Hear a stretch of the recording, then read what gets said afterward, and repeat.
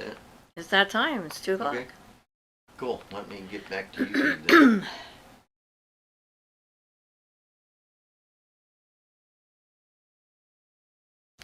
Excellent. It says connection. Good deal.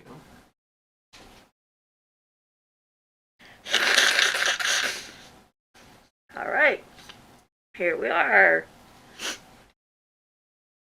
Hey, Ruth. Hi. You must have been sitting there just waiting.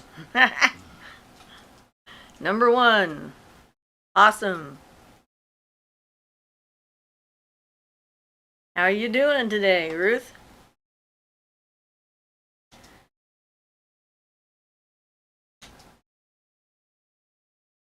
Hopefully we don't have the same problem with other people not being able to get on. Couldn't have it again. No. She says, okay, and you? Pretty good. I got my... Oh, Shay is on, yay. Hi, Shay. Good, that means we don't have to worry about that issue this time. I'm doing pretty well. I found my birthday present at a secondhand store yesterday, so I was pretty excited. I brought show and tell because, you know, it was way cool. Ava says hi. Hi, Ava.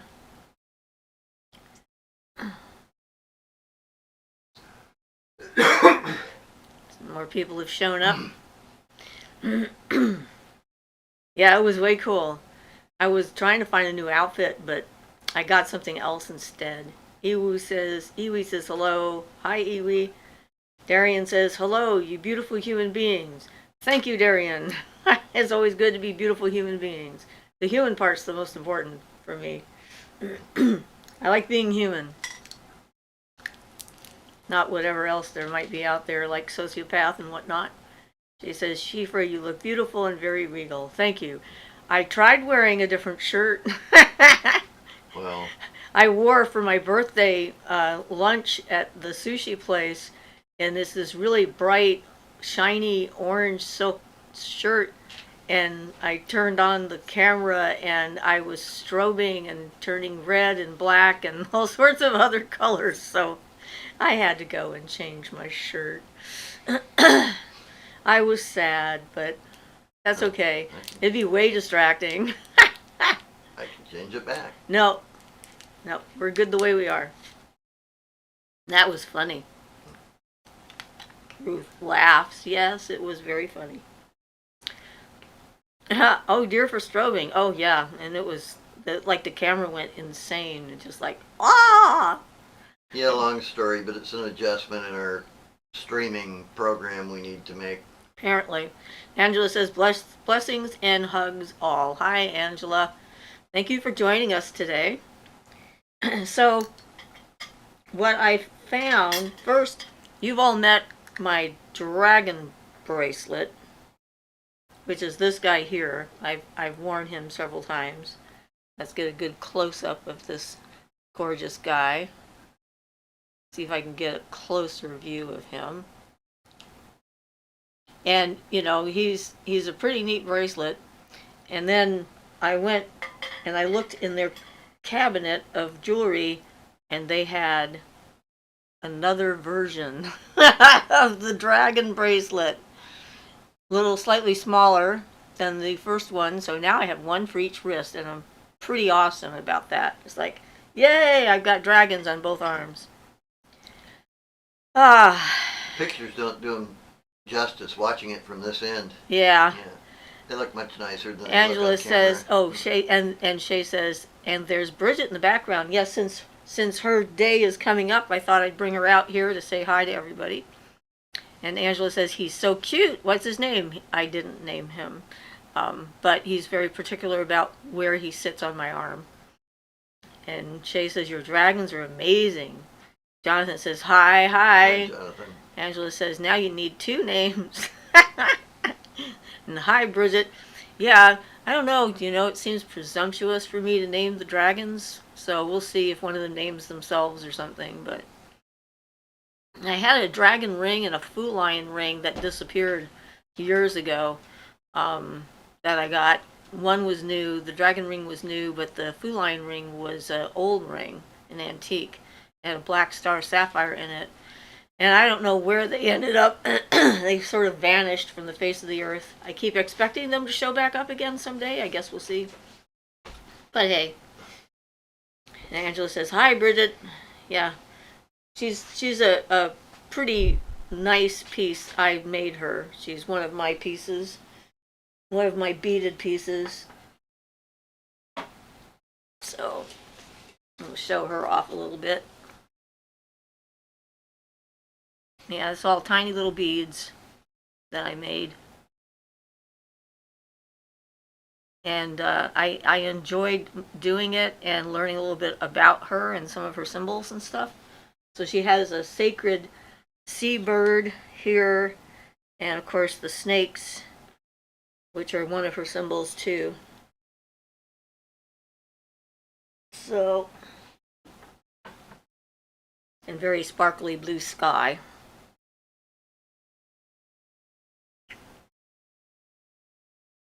So one of my pieces, I like beading.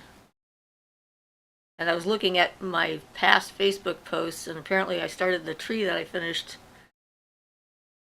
last year, 7 years ago. So, yeah. Your colors match hers today. It's true.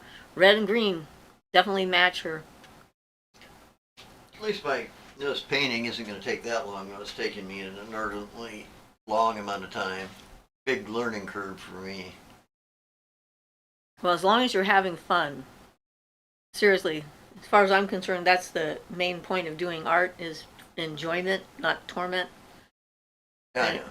I know a lot of artists, it's like you have to suffer to be a true artist. Well, I'm like, that's not like no. that. I just picked a project that was too big for my skill levels. So Laud says, "Hi there," from Laud and John in the UK. Hi, welcome to the live show. So you guys are, free to ask us any questions.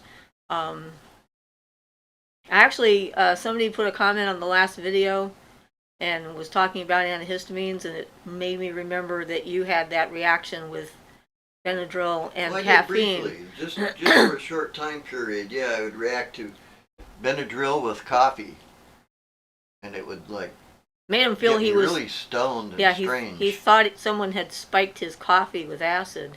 Well, that's because I was getting it out of one of those open pour things at a 7-Eleven. I thought somebody had put something in it or something.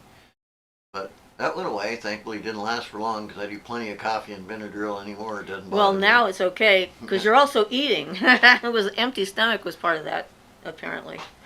Ava says, "I draw, and it oftentimes isn't enjoyable for me because I feel like I have to force myself to do it." Well, sometimes we have those mental blocks, that keep us from doing something. Yeah, mine is more like, right at the moment, mine is going more like, I want to finish this so I can get on to the next one. I've had this idea I've been hanging on to in the back of my brain for a year or better.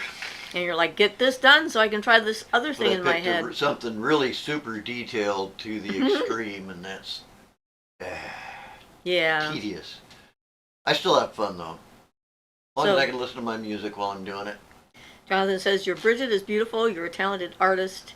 Ian's art is also impressive. Thank you." Well, thank you. And Julia smiles to everyone. Thank you, Julia. Angela says, "I draw and paint, but I don't think about it, and then I zone out, and it's like time disappears until the picture's done, and I'm like, oh heck, where did the hours go?" That's always a good sign. Yeah, that is actually a very good sign that you got some concentration and focus. I always have a problem with my focus, and I'm still working on it, staying on the subject, so to speak. So Violet says, "Hello guys, I'll be with you for 1.5 hours, and I will slip out quietly, and hi Angela." Hi Violet. You're going to be taking your class right after this. It'll be fun, I'm sure. I hope. Darian says, "Have you had any interesting interactions with spirits recently?" Well, finding stuff when I go to the store seemed to be a positive sign that things were going the way they should. Because another thing happened at the same shop. Ian found this can that was left over from a few years ago, and it was the perfect size for him to put one of his speakers in. So he had to order another can so he would have a set. And then he wanted to get a bigger can, and I told one of my clients, and she happened to have the bigger can, so she gave it to me. And then I took the lid with me when I went into the secondhand store and found another can that size for $1 and brought it home. So now I got one for my woofers too. So now I Yeah. put my Kevlar woofers in there. And while a cannon may not be the best idea, I've got limited space, and in that space it works beautifully. Keep the size down. Plus you get, oh, never mind. Sorry. Yeah, I he's have a going to get off tendency on to that. go too far into detail on technical stuff on audio and But anyway, the thing is that it is a Christmas can, and I'm like, they're all going to be gone. Well, they still had their Christmas stuff at the place, and they were, and there was one. That was the right size. Exactly the right size to mount these woofers in.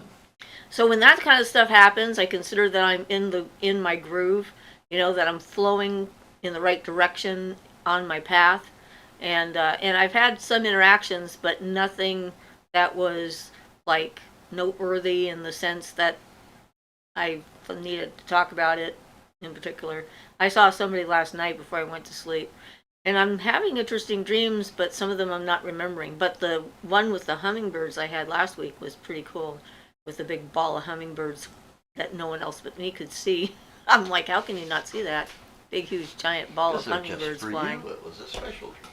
Well, yeah, the meaning that came from the dream, the voice that said, you only see things if you're actually looking. And apparently I was looking, so yay. So Jaden Tonic said, I made it, yay. Hi, Siofra, Ian, and all. Hi, Jaden Tonic. Iwi says, I just rescued a solid black kitten and named her Hex. Do you think that's an okay name? I mean, is it bad luck or anything? Thank you for your answer. Well, remember that when you name a cat and you call it that name, it can affect its personality. So you might want to consider naming it something different. Of course, that isn't so bad as a lot of them. Well, Nightmare. Someone calls their cat Demon Spawn, and the cat is acting out because every time she says its name, she has this image in her head, and cats are very telepathic. They really pick up on that sort of stuff. Darian says, I love that. Violet says, that is cool about the hummingbirds. Yeah. Jonathan says, what art do you want to do, Ian? I've seen your work, and maybe you want to do Toth textile work. Your realism work is impressive. Well, thanks. I've got one more, which is a nature picture that I'm working on, which is a lot more detailed than my previous one, but it's in the same order as far as being somewhat realistic looking for the trees and things. But after that, I'm thinking of doing one of my own that's not done from a picture, based on a song by Robin Trower's Bridge of Sighs. And I want to paint the Bridge of Sighs, which is a metaphor for our journey upon this planet. So that's where I want to go next. And after that, I don't know. We'll see what pops up. Never know. Iwi says, oh, okay, maybe I'll reconsider. Violet says, hi, Jono, I think that's Jonathan. Yes, it is. Jill said some Emojis. Yeah. Which it also blessing, didn't want to heart, approve. and feather. And apparently they don't like emojis, but there they I are. don't know. Jonathan says, hi, Violet. Angela says, hugs and blessings, Jill. Yeah, so it's, my birthday week was fun. Birthdays are strange to me because it brings up a lot of stuff from the past and makes me think about the future and the change in time and so forth. So it's just sort of like odd. So I'm glad it's over and then I don't have to worry about it for another year. Tanya says, 100% on the cat name thing. We named our ginger kitty Loki, and boy, does she live up to that name, always getting into mischief. Yeah. Yeah, one of the last cats we had, I named Calliope, which is sort of one of the muses to help inspire people. So I thought that was a pretty good name. She made all kinds of interesting noises. Yes. That was partly what's... She did make some name, interesting yeah. sounds. Angela says, sending so much love to everyone. Thank you, Angela. We appreciate it. Jill Lynn says, hugs and blessings, Angela. So, yeah, I'm starting to remember to do my Aurora poem in the mornings again. It's just, I go through periods where I forget about it for a while, and then I'm like, am I going to forget that poem? And then I remember it and do it, and like, okay, get back in the habit of doing it every day. So, Jonathan wants to know, why do you paint? Sorry for the weird question. Well, first, no need to apologize. It's not really a weird question. A lot of reasons now. I actually have been trying to draw and be an artist by drawing and charcoal for a long time, but I was never satisfied with anything I made. But once I discovered the oil painting, and I did that by accident, we happened to find an easel at the local hospice here, and I got that, and we got a few oil paints, and I started playing with it. Then I discovered I could really do all the things with art that I wanted to do, that I was trying to do with drawing, that I just couldn't get good enough because a pencil medium or charcoal just doesn't have enough variety and potential to it to capture the things that I liked when I saw them. So basically, I'm trying to keep it just strictly for on the level of what I want it to be in my own enjoyment, but I also want it to turn out well, and hopefully in the future might be able to sell some pieces. But right now it's kind of a meditation, and it's to I'm using it in an artistic fashion, as in Zen for art, that type of thing, where you can focus on it and keep your mind on the painting and be with it, be in it, that kind of thing. So you can make it a good meditation. That's generally what I do. I have some music on, usually. Sort of mindfulness exercise. Yeah. And also, I think it's a good ego, the way you're doing it, an ego busting exercise as well, because it brings stuff up, from the subconscious, and then you become aware of it, and then you can do something with it. It's true, it does. But I also struggled with finding the right medium for my artwork for the same reasons, because I had a vision in my head that nothing ever satisfied until I started working with beads. And then they not only satisfied, but surpassed some of the stuff I could think up. So it was a very satisfying form of art for me. Yeah, so I guess to really answer before we get to the next one, to really answer Jonathan's questions, I guess really it's at this point, I want to create some beauty for people, hopefully, but I feel like I should start giving expression to some of the deeper meanings of things, like the Bridge of Sighs painting will be a metaphor for our going through life. It'll be a long bridge. I don't have it quite planned out yet, but the idea is this long progress that we make, and sometimes we have help, and sometimes we have heartache and heartbreak, and try to show all those things in the metaphor of a person walking over a lone bridge by themselves, and there's going to be all kinds of stuff going on outside the bridge, and that or passage through life, which we always ultimately, we ultimately, when we die alone, so to speak.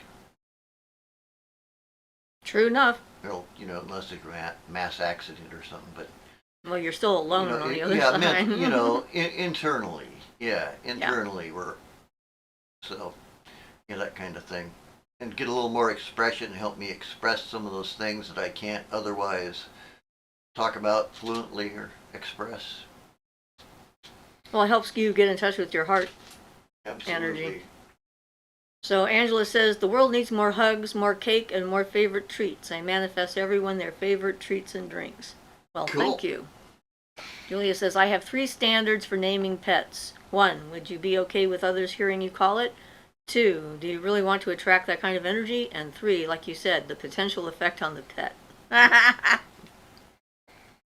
And Jonathan says, Ian, your artworks I have seen are stunning. Oh, thank you. Yeah, I like them very much too. And also, this is part of his progress of the assumptions that society makes about men and what they're good at versus who they actually are as individuals. And Ian was raised to believe that math and electronics and hands-on work was who he was supposed to be. And then going to college and taking math classes and discovering that higher math is not his thing, but taking an art class and discovering how much he enjoyed that. So it's opened up a whole part of his brain that he hasn't been able to access until he started doing art. It's been part of a big growth process on my part. Yeah. And so, that's one of the things I think is neat about it. It's one of the things I enjoy him doing his art because of that, because I know what that means, and how important that can be. So Darlene says, hello everyone, hi. And Jonathan says, Siofra, your beadwork is unmatched. Thank you. And Jill says, beautiful. Iwi says, Julia, those are some good standards for sure, for cat names or animal names, pet names. Yeah, the rabbit that we're living with is called Nibbler, and he lives up to his name all the time. He nibbles on pieces of paper, on clothing, on your clothing, on anything. On anything in his path. He wants to move it around or taste it or something. He's very good at rearranging things. Yes. Something gets in his way on the floor, he'll work at it until he's happy with where it is, and then he'll do the I'm going to lay down with my eyes open on my side and not move for a while and look like I'm dead trick, which is rather startling the first time you see him do that. He's just just like, wow. And then you watch him. Is his nose still moving? Is he breathing? It's like, yeah. But that's a good sign that he feels that comfortable in our house that he can just do that and not have to worry. Yeah. So he has the run of the house, except for our bedrooms. We've got them cordoned off. And then behind all the sound system and the wires and things for our media center and TV and speakers and so forth, because apparently chewing wires is not beyond his capability. So yeah, he's pretty cute. Iwi says, hopefully they aren't painful nibbles. Mostly he licks people. Yeah, he doesn't nibble on people, he licks them. And he has a softer tongue than kittens, so it's very ticklish. And yeah, the other day he just decided apparently I needed to be washed. He washed both of my arms very thoroughly. He got up underneath my sleeve. I had to move my sleeve out of the way because his head was getting stuck in my sleeve, so that he could lick me. Apparently that's a sign of affection, grooming a person because they groom each other. So he's pretty cute. And they do have sort of a purr. It's sort of a rumble, not quite a purr. But yeah. You can't quite hear it, you more feel it when you're yeah, you feel it with your hand when he's sitting on your lap and stuff. Angela says, that explains a lot about your animal names, Sister Jill. She picks the best names for her animals, and they have the most beautiful energy. Well, yeah, they are so sensitive to how we feel and about them when we say their name. My cat, Charlie, my daughter initially named him Nightmare, I think. And I'm like, no, no. And of course, he became my cat because she didn't have a place for him. And, she's like, well, can you keep him for a while? And then when I have a place, I can get him back. And I'm like, if he's with me for more than a month, he's mine. Because we will have bonded, and we seriously bonded. He was one of the best cats I think I've ever had. Named fit him for several reasons, including one was he had this big round head. Yep.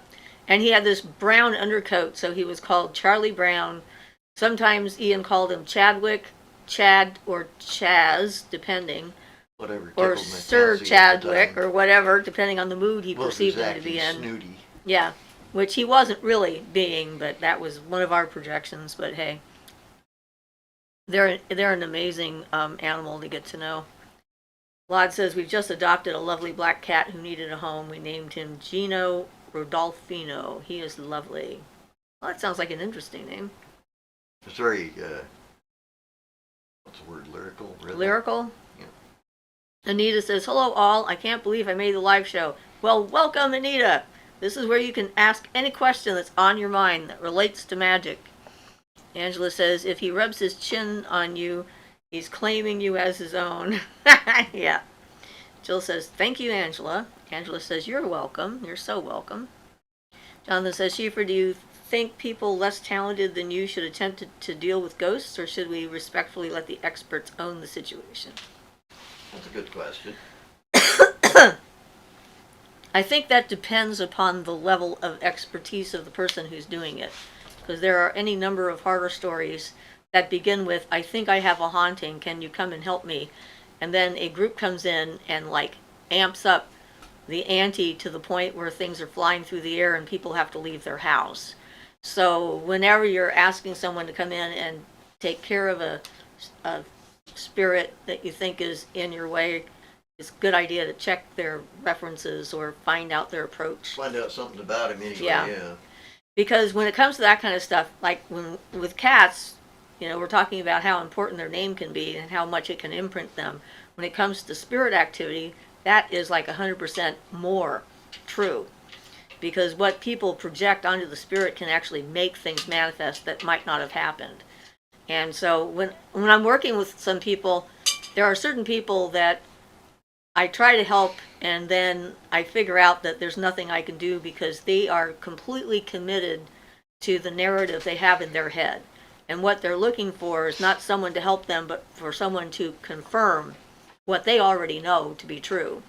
And most of those people are looking for demonic infestations for some reason. I don't know why. But yeah, so it's an interesting question. And I think that an intelligent and thoughtful individual could get a lot done by being open-minded and paying attention, being as much in the moment as possible, and not being confrontational. I've never had to be confrontational, not yet. I could be if I needed to be, but I haven't needed to. And most things can be worked out by trying to understand and comprehend what's going on and why it's there. Because it's like one of those things they kind of look to, they're looking to the living to try and help explain something inexplicable to them that they can't understand why they're there or what's going on. They're trying to fulfill some kind of a purpose that's being blocked. And yeah. But there are certain things that, I had an artist up in Portland who bought a used bed that was haunted, and with him I said, get rid of the bed. It's like there are certain things that is very difficult unless you're there in person to actually cleanse. And when I got my bed, a used bed, I had to get rid of the mattress and buy a new mattress because someone had died on that bed. Maybe more than one person, I don't know, because the first night I slept on the thing, I just saw old people circling the bed all night long. And I'm like, okay, this isn't going to work. I need to get rid of that mattress. And, I suppose I could have cleansed it if I wanted to, but then why put all the effort into it? Mattresses, deteriorate over time. And so sometimes it's good to recycle and get rid of. So Jill says neutrality is important. Yes, definitely. Julia says, speaking of projecting like that, it annoys me to no end when all you hear is demon this and demon that for simple spirit or presence.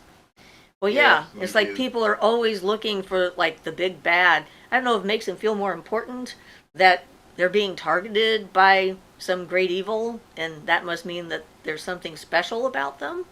Not like a kind of special I would want to be, but well, people have if people have a need to feel that important, that way, then their subconscious will come up with all kinds of things, even if they're not things they would choose consciously.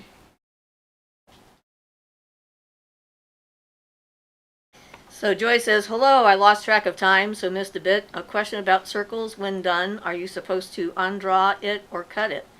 Okay, so if you're doing a formal ritual, the beginning part is the drawing of the circle, the calling in the elements, etc. The ending part is doing it in the opposite direction and undoing it, because the point of a circle is to create a space that's compatible with your energy and with whatever spirit energy or whatever it is that you're working with, and to make a container to contain that energy in.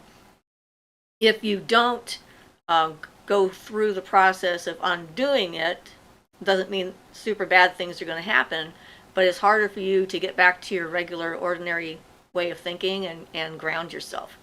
because you're still partly in that kind of space. And I then will sort of add drag it though with it. that if somebody needs to go in or out of an active circle, they should Yeah, that's the perform the cutting act of part. cutting themselves out of the circle and then cutting themselves back in, and that helps keep things intact for everybody else. Lets a person go through the energy. Right. And, But that's a definite thing. but I have no problem with just leaving them once they're done. Like even if you were doing an elemental or an evocation of a spirit, which is one of the more complicated ones that you need the biggest protection for, it's still fine once you're done to just leave the circle. It doesn't really cause a problem unless unless you're intending to leave something in there, then it'll stay because everything works according to your intention and your will. But And if you have a dedicated magical space, we don't take the circle down here, although when we do ritual, we cast the circle and undo the circle to help people get back to ordinary reality. But it's not really undone because we have the right. permanent presences here. Yeah, and that is, again, it's to help ground people out a lot of times because there'll be if you step out of the circle that a lot of energy has been in, sometimes people might get overwhelmed and need to ground out. So Angela says, agreed, and so is asking why it annoys me on ghost shows. They don't try and figure out why this is happening, just whether there's a ghost or not. Well, yeah. That annoys me on the ghost shows. We're here to help. No, you're not. You're here to get better ratings and get some EVP and show it off to your friends and go like, look what I got on my tape recorder. I got a disembodied voice. Aren't I cool? And it makes the next person who comes in to try and help have to deal with the frustration, anger, and energy of the spirit that's getting really annoyed by everybody coming in and poking at it. Hey, are you here or not? Do something for me. It's like they're supposed to be like on demand or something. I went to a ghost walk with a local ghost group once where that's what they did.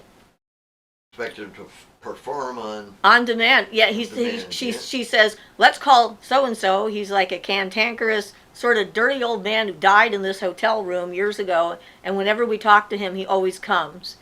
And so, indeed, he comes.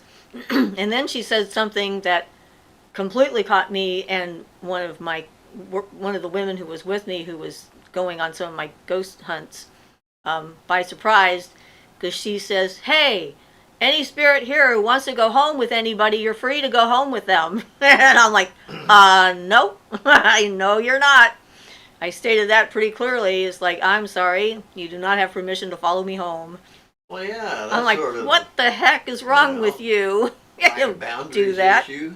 Yes, talk about not having any boundaries.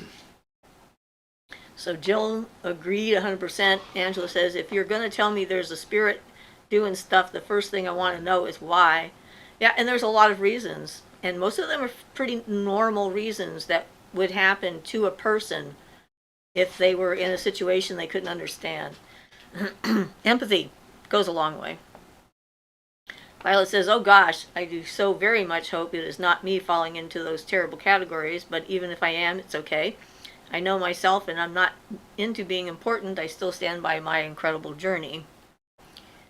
Violet says, I like the idea of permanent presences without the circle. If I need to use the ladies' room, I want to go there without fret. Okay. Can't argue with that. I hope everything's working out for Heather Grace. It keeps saying message retracted on here. I've got 3 or 4 of them. As long as you're actually retracting them, I guess that's fine. But feel free to ask something. I think if that's what you want to. She is asking something now. Okay, cool. So Melanie says, I have my grandma who has passed bed. She was a tourist, so she really had a nice bed. I think she's happy I have it. Well, good. Relatives' bed, they might be different. Angela says, do you cast a circle before doing a tarot reading? Not necessarily. You can if you want to. Yeah, most people don't unless you're doing some of the hardcore ceremonial magic stuff, like some of the Golden Dawn stuff or something, you might. But most people don't consider it's necessary outside of like the ceremonial aspects because they aren't really invoking anything. Angela says, my whole space is a permanent circle. I don't take my magic down. Well, we have different layers of protection. Like the temple is its own space. It has its own circle. My room has its own circle. His room has its own circle. And then we have a larger circle around our entire property for protection, the wards or whatever you want to call them, that I reinforce periodically. So, yeah, when you're talking about casting a circle for a purpose, it's like just to sort of, it's part of programming your mind to follow along certain lines. It's kind of like muscle memory, I think, a lot of the time. It helps you get back into a specific type of altered state by repeating the same actions over and over and over again. And so you're like imprinting that altered reality that you're interacting with when you reinforce it. Yeah, and with the idea, like the Golden Dawn was the idea that if you banish it and draw a circle, then nothing negative could possibly interfere with your tarot reading, your tarot operation, that kind of thing. So they use it more on a protective basis to make sure nothing gets into sync with things, and I'm not sure that's something to worry about anyway with tarot readings, but that was the purpose of that. And if you want to go to that much trouble to ensure that your tarot reading is accurate, I guess it would only be a positive thing. Though I certainly wouldn't do it before just a regular tarot reading. When I was doing readings and people were like coming over to my house before you and I got together, I never cast a circle when I was doing readings. Although some of the experiences were very odd. One woman brought her very young boyfriend with her and wanted me to do a reading on their relationship. And it was not good.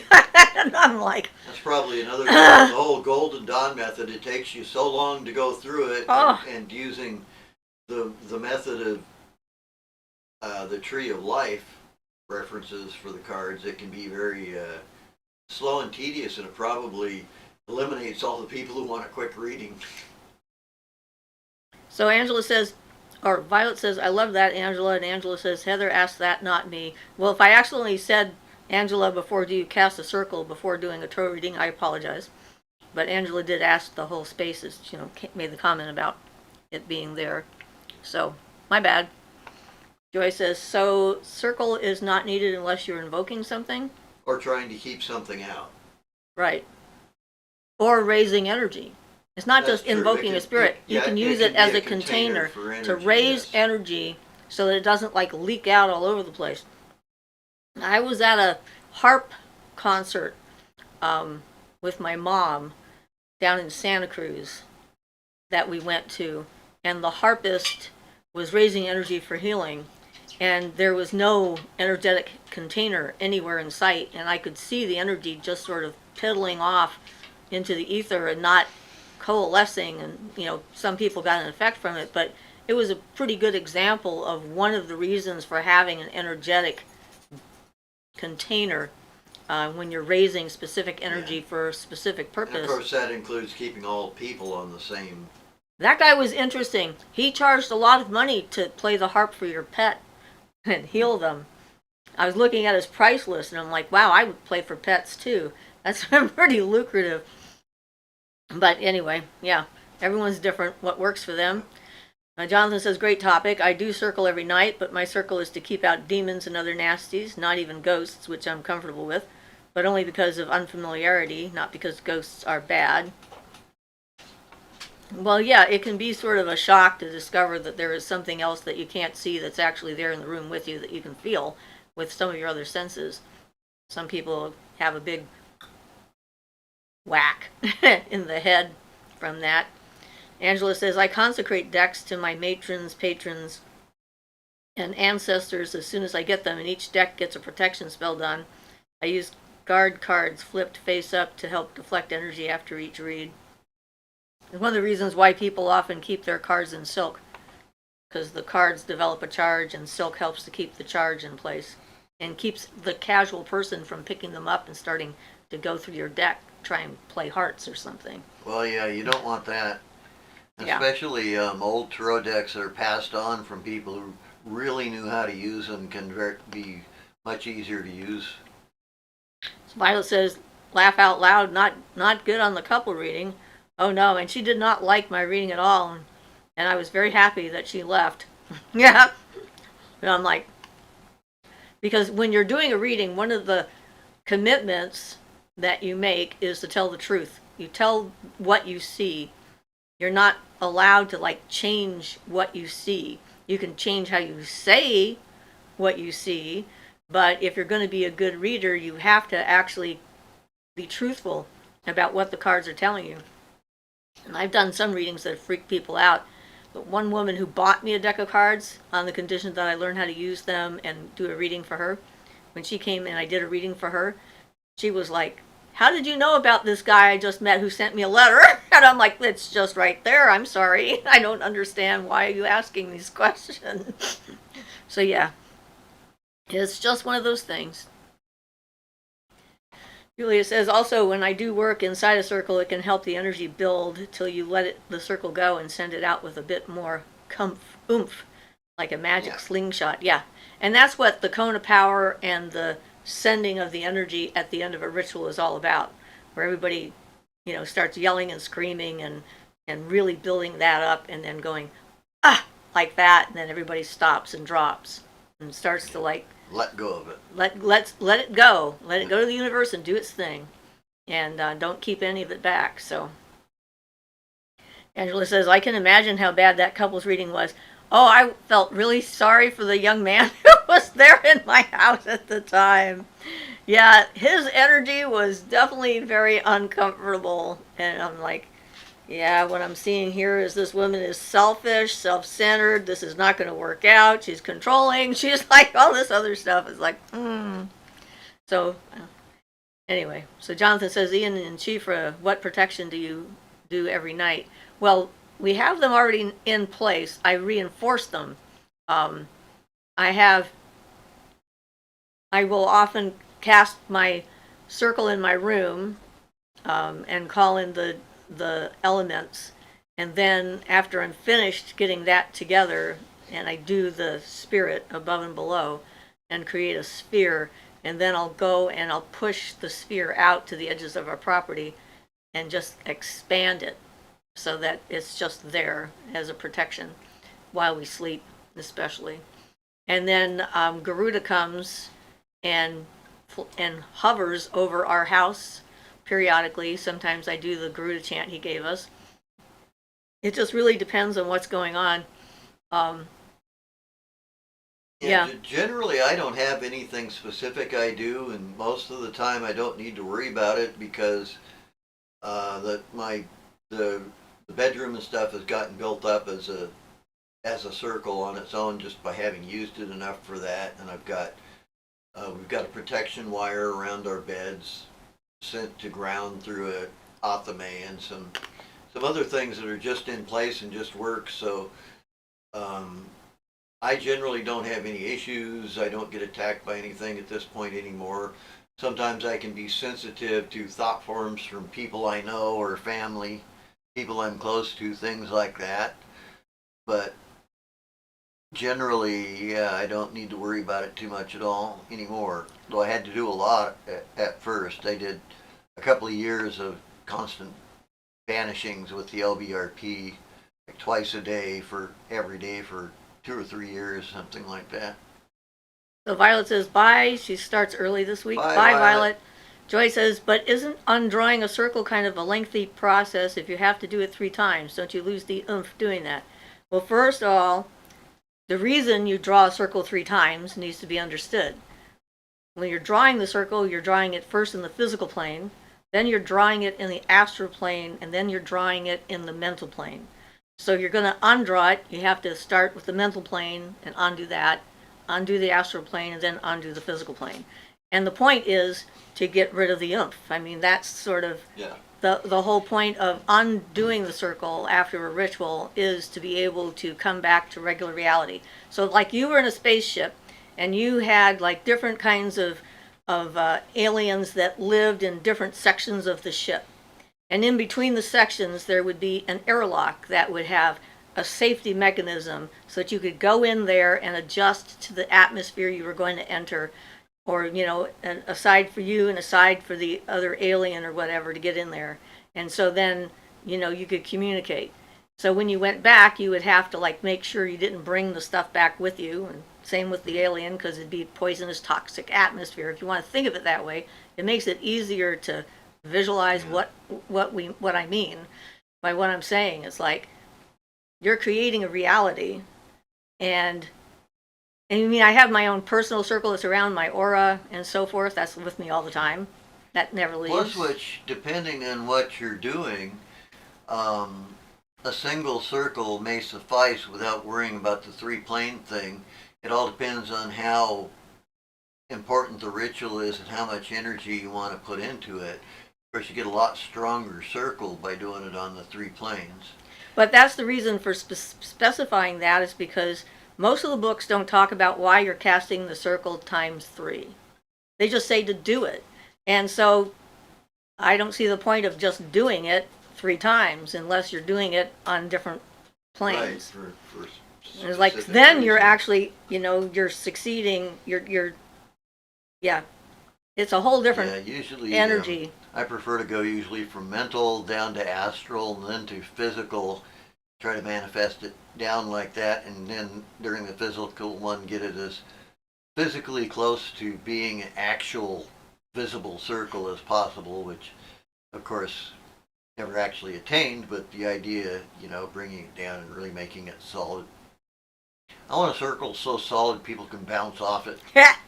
Yeah, like they do in those science fiction shows where they hit an invisible That's barrier right. and they come up and they go smack. That's right. I want my circle to be able to bounce people off it. Yeah, especially like 5-year-olds who are running rampant with fire in their hand, Yes. that Speaking are of which, trying, yes. which we had happen once, Yeah. running into the circle willy-nilly and not being under any kind of supervision by the parent whatsoever. That was another sociopath, though, so. Yeah. But yes, so, I mean, part of it's preference, part of it's what you're used to, but all of the stuff that we do when it comes to magic is you're programming your energy field and your environment to respond in specific ways to different stimulus.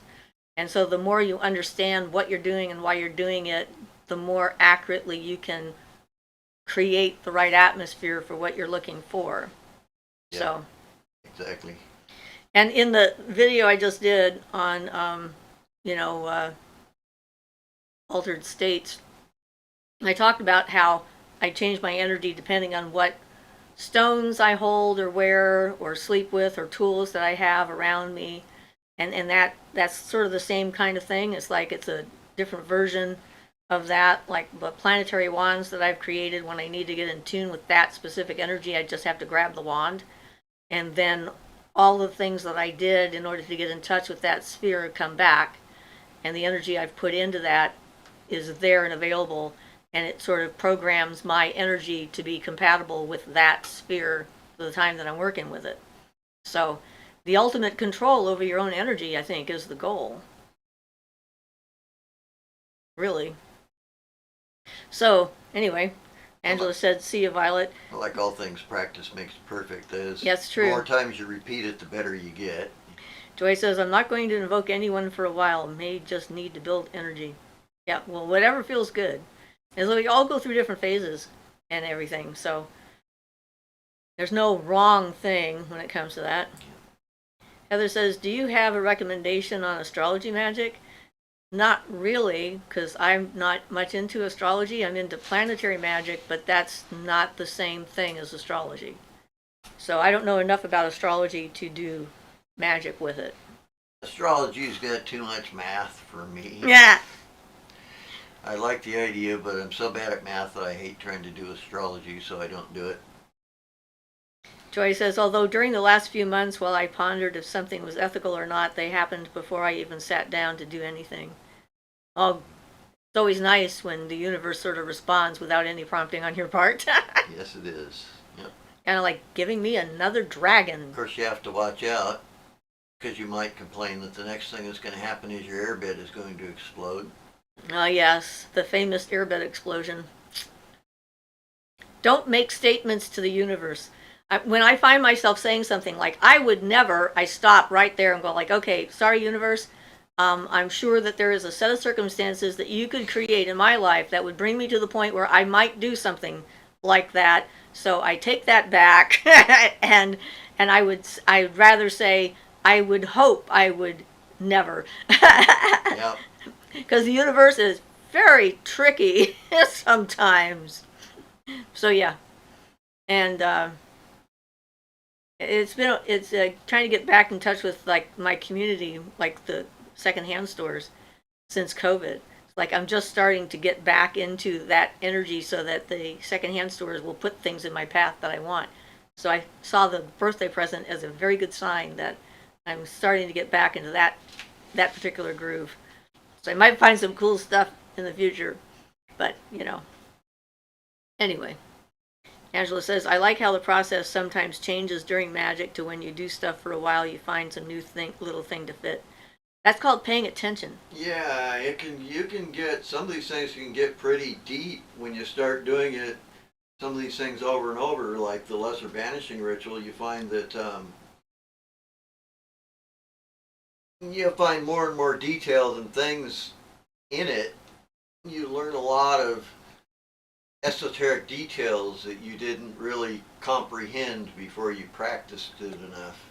I'm not quite saying that how I mean it to sound. Well, kind of like what happened when I started casting an active circle around my bed every night, yeah, and calling in the elements and using the invoking pentagrams to do it. I suddenly understood why it was done that way and what was the process behind it. Yeah, you get those things by doing them. You can learn a lot that way. Yeah, because they're not just haphazard. There's a reason behind it, and well, I guess I could be wrong about the reason, but it fits. So I think I'm right. I feel confident, whether that's deserved or not. But yeah, it's sort of an interesting process with all that. It's inner tuition. Intuition is inner tuition, and you can be taught internally about a lot of these things. Now, I can't say where the teaching comes from exactly or how it works, but it happens, and the image that some people use is that of a light throughout everything, knowledge throughout everything. Gnosis. Yeah. I know I pick up random stuff that I'm pretty sure I never read about that I suddenly just know. Either remembered from a past life or picked it out of the air. It can happen. Pardon me. Following your intuition, though, is certainly important. A lot of times okay. It is inner tuition. So here's something that just happened that was like a confirmation. When Ian needed to go get his hernia repaired, the doctor that we had, we both had bad feelings about the doctor. His energy, his dismissiveness, his lack of attention, his unwillingness to answer questions. I had a dream the night after we saw him the last time, and I woke up from that dream and it's like, we can't let this doctor do the surgery. And then I had to fight with the medical establishment because they're like, we've just approved the surgery, and why are you trying to change stuff? And I'm like, I don't want that surgeon. And so we had to wait another few months. I didn't trust him and didn't want him. Yeah, we had to wait another couple of months before we could, go in and see somebody else and then have it readmitted and have it approved for him to get the surgery. So just 2 nights ago, I think it was, my daughter called me on the phone and she says, you won't believe it, but the surgeon you decided not to use has just nicked somebody's gallbladder when they were doing the surgery, and it's going to take at least 3 surgeries to repair what he did when he did the supposedly simple gallbladder removal. And she's a young woman, and I thought that's a confirmation from the universe that even if it doesn't make sense sometimes on a logical level, if you get that strong a sensation or a feeling about something that you shouldn't let it happen or you shouldn't do it with that person, follow it. And it turned out to be exactly the right thing for us to do. Yeah. And I'm really sorry for that poor young woman that went through that. Oh, no kidding. I mean, it's a horrible thing, Well, and it should be undoubtedly like a they're going to end routine up suing him procedure, because, you know, that was incompetence on his part. But, you know, it's just like this week has been like that. It's like these little confirmations, like the bracelet showing up, the can showing up, the call from my daughter about the doctor. You know, it's like the universe is doing a little backtrack and going like, yeah, that was a good idea. That was a good idea. Here's a present for you, and here's something that you think you need. So here, we're going to give that to you too. And it's just like, you know, little things all lined up. But I was astonished, and my daughter was extremely excited when she called on the phone. You won't believe what happened. Yeah, and she wanted me to know, and so word of mouth. So Julia says, one thing that I've been wanting to ask is that some people have the inability to visualize called aphantasia, and it can be varying. It can be to varying degrees and hard to overcome. Yes, I know that that's true. Misty says, hello to everyone reading this. Hope you're all having a lovely day. Thank you, Misty. And Heather Grace says, what was the first method you practiced, magically speaking? Okay, so I think Julia is going to continue with that. She wants to know what people can do to, if they have that issue. And I talked about that on a couple of different videos here and there. One of the things that I think someone can do, for one thing, words are power, and you can use words. You can use words to describe what you want to have happen, whether you can visualize it internally or not. You can do drawing. You can do pictures, you know, cutting pictures out and putting them on there so you have a visual representation, because you don't have to imagine a picture. You can see the picture, or find other techniques that might work better, like sound. If they can't visualize, maybe they can use sound as a way to build up an energy, and have specific sounds do specific things for them. I don't have that problem, or that challenge. So I don't have any firsthand experience of things that can work. Those are just some ideas that I have.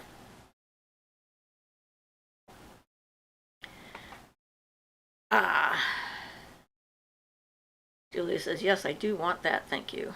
You're welcome. So the first thing I practice, magically speaking.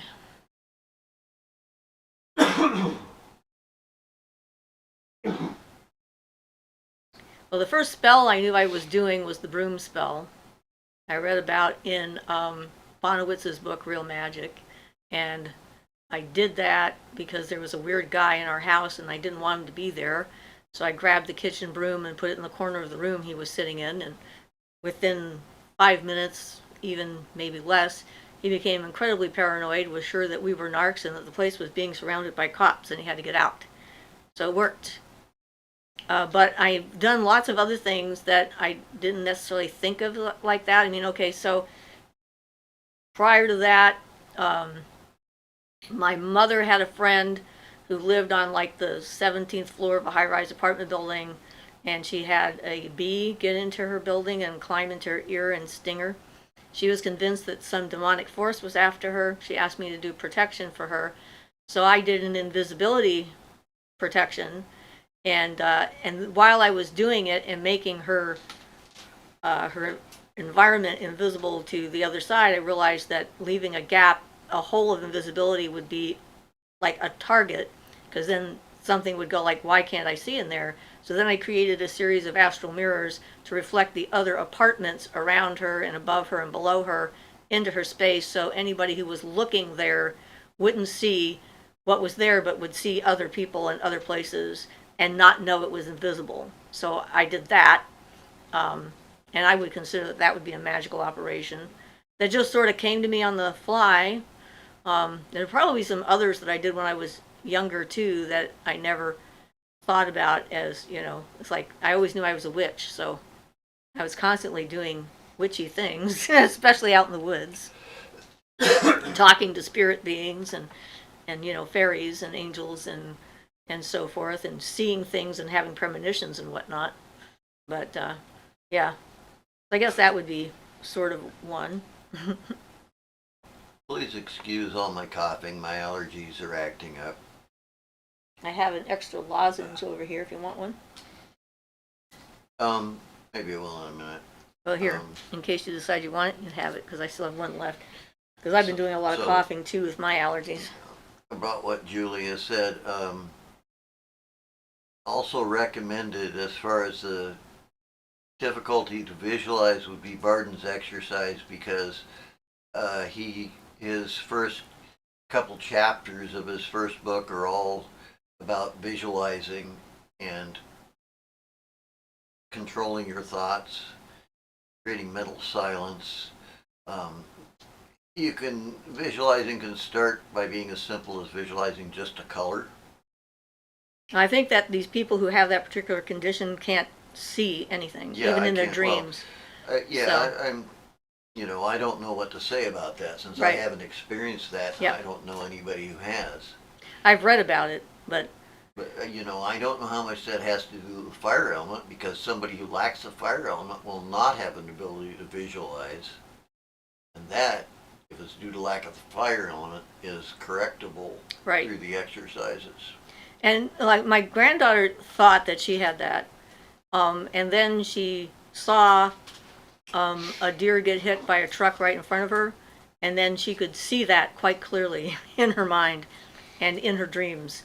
So she's now realized that she was just not dreaming and wasn't working on visualizing. So, yeah. And I think, too, it's like the whole idea of visualization, when I do my astral vision, when I see stuff, I'm not trying to see anything. It's just like my eyes are there and I'm looking. And so, people who have that can obviously see the world around them. So if they can get past the idea that, it's like a debilitating. And if your astral vision opens up and you're out of your body and you see something, it's not imagination. You're not having to visualize it. You're literally seeing it. So there's that. Anyway, Heather says that's so neat. And That would be probably about the invisibility thing I did. Right. I'm assuming. so about Heather's there, Heather Grace earlier, she says, I didn't realize they were different. I meant planetary magic. You kind of missed that one. Oh, I did miss that one. Sorry. But that was about the astrology and a recommendation for. Okay, well, I've done some videos on the planets, and yes, planetary magic is something I'm seriously into, obviously. So, yeah, that's why I made all the planetary wands. I've got one for each day of the week, planetarily speaking, and then several of the elemental ones. So, yeah, like if you understand the energy of each planet, then you know what planetary forces you want to have working with you, for you, or whatever, for a specific kind of spell work or vision work or so forth. Like, Saturn for justice. Yeah, and then you can Jupiter look at those. for not just wealth, but for abundance, for attraction, for things coming to you, and so forth. And then you can look at those. Look at the incenses for the planets and different things, and The numbers, the numbers, the stones. and the stones associated with it. We've gotten up from the sun through Mars. I think our next planet is Jupiter. We have Jupiter and Saturn yet to do as far as the videos specifically on planets. But we do have the ones for the other celestial bodies out there and talk about what the associations are and so forth.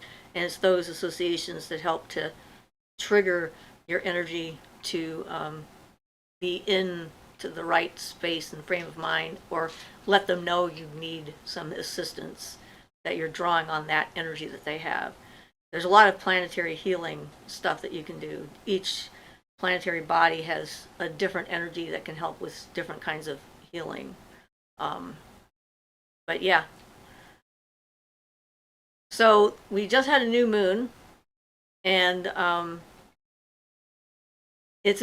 there's a big confusion between the new moon and a crescent moon, because the calendar, when it says it's a new moon, is actually the dark of the moon. And when a witch says the new moon, she usually means the crescent moon. So remember that when you're seeing when the moons are. Because you can't see the new moon. It's invisible because it's out during the day. It's facing away from you. The light is going out into space. Julia says, grins and nods to Ian. I just got 2 of Barden's books, Initiation into Hermetic and The Key to the True Kabbalah. Are there any others in specific to your advice in his work? I do have some there. First off, I'd say those 2 are the most important because Initiation into Hermetics, Barden originally wanted to call the portal to true initiation, but apparently somebody else had that title of the book. Oh. That's your basic magic starter, and it's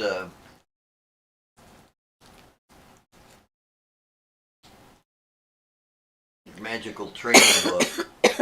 The 3rd book, The Key to the True Kabbalah, he mentions in there that if you have noble and pure motives, you can use that one, or a theoretical person with noble and pure motives could use that and not injure themselves, whereas if you were to use it negatively, you get some karma and stuff. So that's usable and learnable, and currently my favorite way of practicing magic. I'm still learning the Kabbalah. His 2nd book is on evocations and the spirit beings, and it has a lot of the planetary stuff in there. Yes.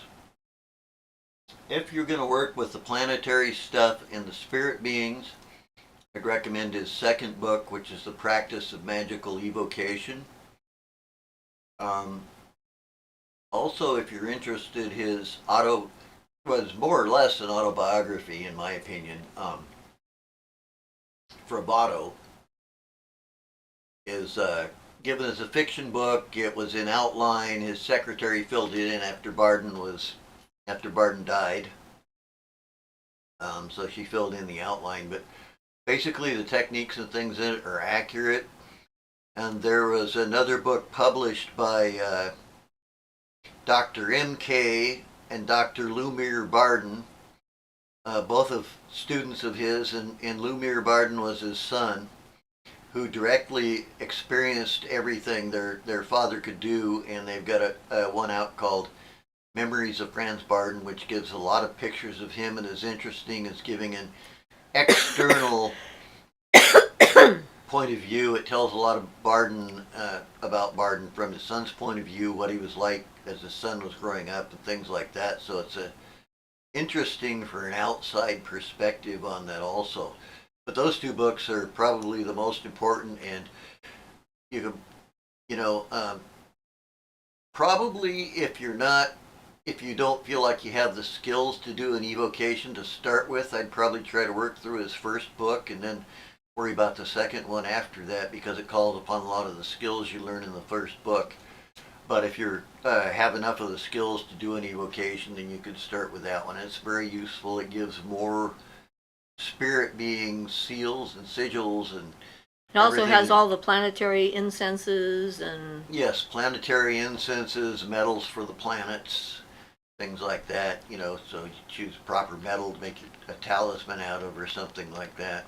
Yeah, one of the things I've noticed is that when it comes to planetary associations, there's a lot of what I consider inaccurate information out there. I don't know where people get some of the stuff that they put out in print, but if I'm going to work with planetary associations, I want to have what I consider the most reliable source, and Barden's book definitely has that. Yeah, got the right number associations and colors and everything else. It's just... Yeah, while it's a book on evocation, it's actually also very good as far as the magical tools. It goes into detail on the magical circle and how to construct one, and magical sword, and all the magic wand, different types of magic wands you can make, different types of charges you can put on them.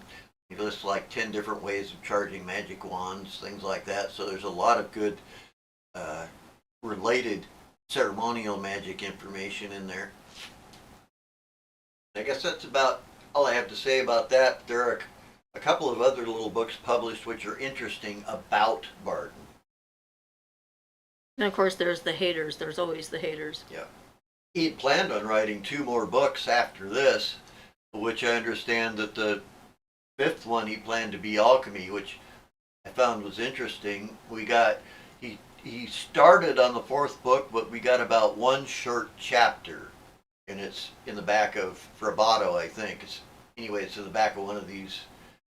So he was 1 page, one small chapter of his 4th book. Unfortunately, was all we got. And there are also some lessons or something. Well, his students, he had been.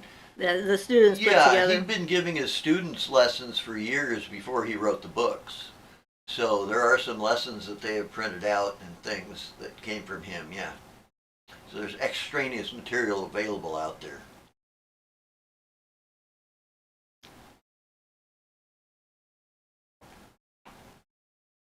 Cool.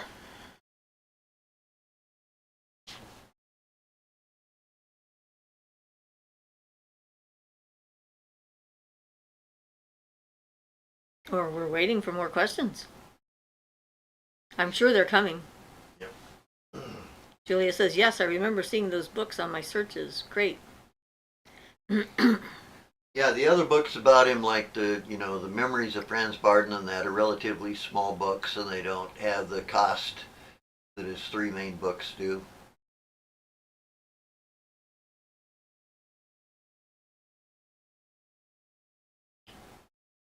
Kind of interesting to see pictures of Barden wearing his uniform that he wore for his show that he put on, his magic show, stage uniform. So Angela says, what's your favorite energy type to work with? I don't know I have a favorite. They all have things to make them attractive. They're different for different purposes. Like healing, I guess, in general. If we had to have just general energy, healing energy is certainly something I work with a lot. But harmony, I've been trying to work with harmonious energy lately. Bring in harmony. 6th sphere, Tippereth, all that. Yeah, I'm like, the thing about magic and being a witch or a pagan or whatever is that it's like 24 hours a day. You don't want to stay in one state the entire time. So, like, there's cycles, the cycles of the seasons, the cycles of the day, the cycles of your life. Things are always in flux and always changing. So I wouldn't want to get into just one kind of energy, because balance is part of what I'm trying to achieve, a balance in myself, in my own personal elemental health, and control over my abilities. Because certainly when I was younger, I didn't have much control. I mean, I saw stuff all the time, whether I wanted to or not, no matter where I was. And, it's like being able to be in control and in charge of what's going on is important to me. So Julia says, well, I got a $3 credit that I can put on some books at Amazon. Shay says, a silly question. I don't learn well by reading books, but I love hearing Siofra's stories and lessons and have learned so much from her. Am I missing out by not reading Barden and other writers? Depends on what you want to do. Not necessarily. Barden's stuff starts out mostly hermetics, and if that's a style you might be interested in, you're definitely missing out. But as far as different pathways go, there are lots of them, and they all kind of lead to the same place as long as your goal is a good one, is a good positive goal. So it kind of depends on what you like and what you resonate with. Some people just do not harmonize with the Barden stuff at all and can't get anywhere with it. And that's personality. Yeah, so yeah, it just all depends, It's the information in itself is valuable. I believe it's totally trustworthy myself. But it doesn't mean that everybody can necessarily make use of it or harmonize with that method of working. That method of working is, for Barden's books, for going through the initiatory process that he takes a person through in his first book. It's, what was I getting at there? Whether she's missing out by not reading Barden? Right. The initiatory process, it can be kind of like doing exercises. So doing his stuff isn't necessarily easy or fun. It's more like doing push-ups and sit-ups and doing exercise to make your body stronger while you're doing exercises to make your mind stronger, to make your astral body stronger, things like that. So it can be a mixed bag. It's definitely not for everybody. I think it's like the best system out there, but you have to be able to work with it. It has to be able to, it has to fit your personality enough. For a lot of people, I'm sure there are much better systems. It's also individual. So Shay says, thank you, Ian. Sheila says, are any of those books in audio? I don't know. I would look and see. There's a lot of books that get on audio. That's true. But I don't know. Yeah. I've never looked for an audio book from his books. Yeah, I know actually, I have run across at least one that I've seen for initiation into hermetics. I didn't download it, and I don't know what it's like, but I did run across at least one on YouTube, so you might try YouTube. Let us know. If you find them, let us know. So then we'll know. If anyone else asks the question. Well, it was supposed to be the initiation to hermetics, and I think he did like one video per chapter, something like that type of thing. Basically made it into an audiobook, but that was 4 or 5 years ago, but I'm sure there's something out there. So Joy says, what do you think of Israel Regardie and his book, The Tree of Life, which also seems to be an instruction manual? Well, that's a very interesting thing to bring up. Yeah, Israel Regardie was very knowledgeable, and he actually worked as Crowley's secretary for a number of years. Tree of Life is a great book on Western Hermeticism, and Israel Regardie was very experienced. He was also a psychiatrist. One of those anyway. He was like a psychiatrist or a psychotherapist or something of that nature. I'm not sure. But yes, it's a very interesting book, and I highly recommend it if you're into Western style Hermetic magic, which means, the Western style of working with the Tree of Life and with the Kabbalah and things like that. And it's very interesting. There's some aspects in there putting the Tree of Life into your aura, and the Tree of Life has expanded into a sphere, and some other interesting things. How to build the Tree of Life in your aura so that you're building up in the microcosm all the Sephira, building those up in your aura. So some very interesting exercises and things in there. I would highly recommend it if you're of the nature of liking the Crowley Golden Dawn style of stuff, Western Hermetics. Is he the one that was so pedantic, or was that the other guy? No, that was Waite. That was Waite. He has lots of good information, but he's really stuffy and hard to read. Yeah. No, Israel Regardie's great. So Ruth says yes on eBay, the books. Cool. Is that audio books or just the books? I guess we'll find out. Yeah, Tree of Life, highly recommended for anybody who wants to learn more about Hermetic magic and stuff. Israel Regardie stuff is generally I did a lot of reading of a lot of different authors in the beginning, before I discovered Starhawk, actually. So, I read Dion Fortune and bunch of other things. Ruth says audio. The audio books are on eBay. Awesome. Joy says, it sounds like it's about the Kabbalah, but it's not. The Garden of Pomegranates is about the Tree of Life. Mistitled, if you ask me. Well, it is about the, well,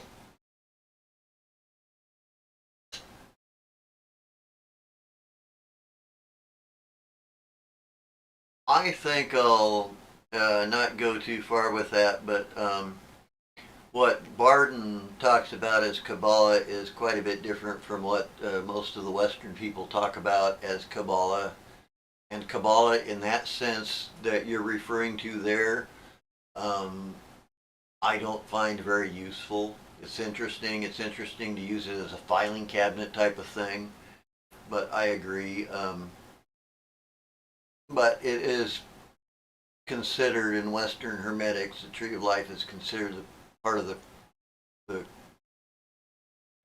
corpus of writings they call the Kabbalah, but that differs from the Hebrew idea of Kabbalah in general also.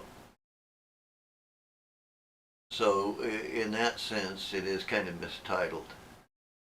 Moonfire Dawn says, I thought it would take forever to finish book 2, but a lot of it is symbols. I'm chugging along. I didn't know about his son, book goal. All right. I love book 2 because it's such an incredible reference material. Yeah, it is. It really is, and it tells you how to do it. So Iwi says, are you all doing anything for Emolk? No, not specifically. That's coming up next weekend, or yeah, I think it's going to be Sundays the 1st, isn't it? This is the 22nd. No, I guess the 29th is next Sunday, so Monday, Tuesday, Wednesday will be the 1st of February. But I do have a Bridget's doll that I made. We did some rituals when we had a group for that. It's just, basic fire festival. I often connect with Bridget during this time because she's another one of the goddesses that I seem to have a strong connection with and always have had, which is why I ended up doing the piece. Yeah, so we don't drink milk. One of the major food groups. But we're really happy the sun's coming back. And, that's what it's about.